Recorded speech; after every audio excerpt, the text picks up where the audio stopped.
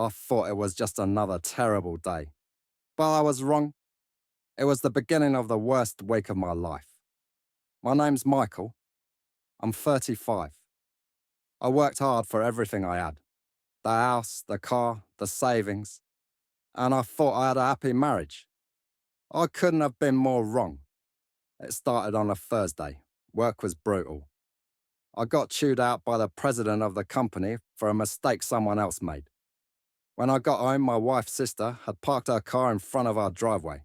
Again, I had to park 3 blocks away and walk home like a guest in my own neighborhood. When I got to the kitchen, I grabbed a beer and heard voices in the living room. My wife Janice and her sister Susan. I wasn't really interested in joining them, but then I heard something. Something that stopped me cold. God, he did me 3 times today. It wasn't Susan's voice. It was Janice, my wife. Pause. Then she was talking about Brandon, her ex, the same guy who dumped her years ago and left town. Now he was back, and they were back together. In the worst way. She laughed and said she planned to divorce me and get half of everything. Half of everything I worked my whole life for. She hadn't worked since we got married. I paid for everything. Bills, cleaning lady, groceries, even her vacations. She just sat at home, spent my money and, apparently, slept with her ex. And now she wanted to leave. With a $1 million check. I was numb. But I wasn't stupid. I didn't confront her. I played it cool. I said, "Hi, honey." As if I didn't hear a thing. She smiled and kissed me on the cheek like nothing happened. I told her I was tired, but what I was really doing was planning. The next day, I visited my lawyer. We worked fast, froze accounts, changed the title on the house, protected my assets.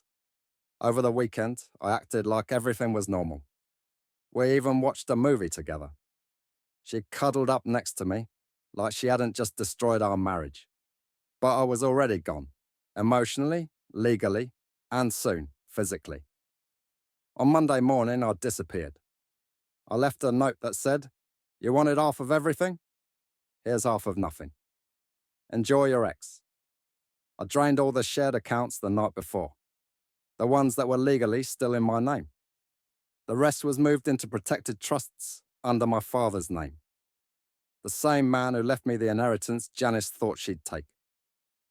I changed my number. I quit my job, and I moved to a new city. 6 months later, I checked the court filings. She did try to sue. She didn't win. Turns out betrayal doesn't always pay. And me? I may have lost a wife, but I got my peace back. And sometimes that's more than enough.